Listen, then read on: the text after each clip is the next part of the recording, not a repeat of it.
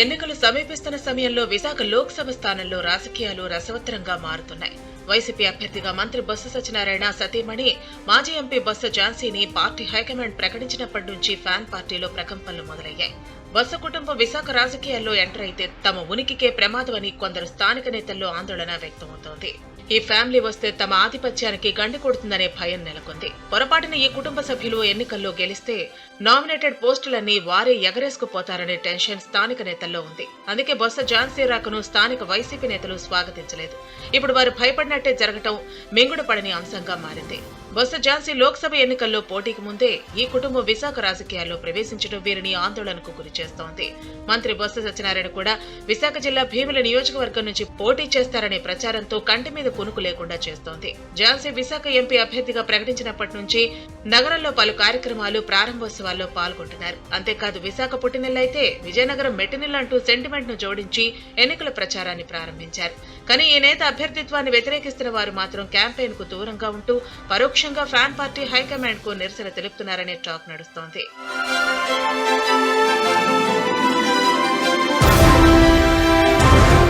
బొత్స ఝాన్సీని విశాఖ లోక్సభ అభ్యర్థిగా ప్రకటించిన తర్వాత మంత్రి సత్యనారాయణ అలర్ట్ అయ్యారు. భార్యను గెలిపించుకునే లక్ష్యంతో జిల్లా రాజకీయాల్లో అడుగు పెట్టడానికి గ్రౌండ్ ప్రిపేర్ చేసుకుంటున్నారనే ప్రచారం జరుగుతోంది. తన భార్య ఎంపీగా గెలవాలంటే తాను ఖచ్చితంగా విశాఖ జిల్లా నుంచి పోటీ చేయాల్సిందేనని ప్రతిపాదనను హైకమాండ్ ముందు పెట్టినట్టు సమాచారం. అంతేకాదు విశాఖ ఎంపీ పరిధిలోని అసెంబ్లీ స్థానాల టికెట్లు తాను సూచించిన వారికే ఇవ్వాలనే షరతును విధించారనే ప్రచారం జరుగుతోంది. కొన్ని అసెంబ్లీ నియోజకవర్గాల్లో తాను చెప్పినట్లు మార్పులు చేర్పులు చేస్తేనే పోటీ చేస్తామని ఫ్యాన్ పార్టీ పెద్దల దృష్టికి తెచ్చారట బొత్స సత్యనారాయణ.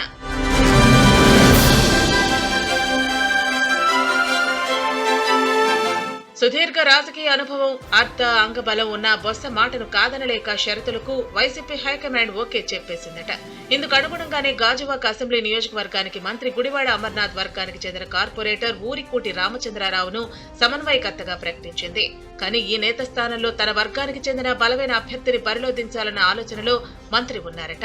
అందుకే అక్కడ నాగిరెడ్డి కుటుంబాన్ని లేదా మేయర్ గొలగాని హరి వెంకట కుమారికి టికెట్ ఇవ్వాలని కోరుతున్నారని తెలుస్తోంది. ఎందుకంటే విశాఖ ఎంపీగా ఎవరైనా గెలవాలి అంటే భీమిలి, గాజువాక నియోజకవర్గాలు చాలా కీలకం. ఇక్కడ సాధించే ఓట్లను బట్టే గెలుపు ఆధారపడి ఉంటుంది. అందుకే ఈ 2 స్థానాలపై బొత్స గురి పెట్టారట. ఈ ప్రతిపాదనలకు కూడా ఫ్యాన్ పార్టీ అధిష్టానం గ్రీన్ సిగ్నల్ ఇచ్చిందట.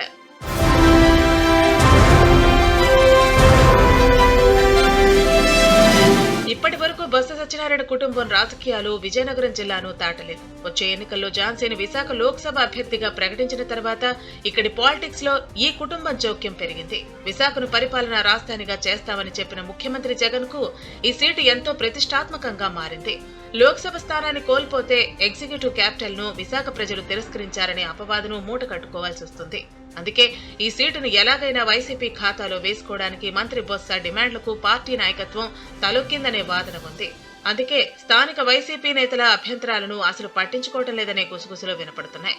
ఈ విషయంలో వారి రియాక్షన్ ఎలా ఉంటుందో చూడాలి.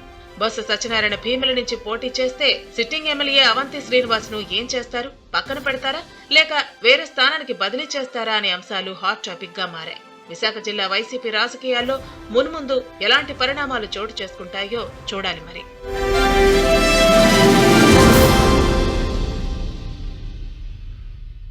గత ఎన్నికల్లో భారీ మెజారిటీతో గెలిచిన ఓ ఎంపీ వైసీపీకి షాక్ ఇచ్చారు.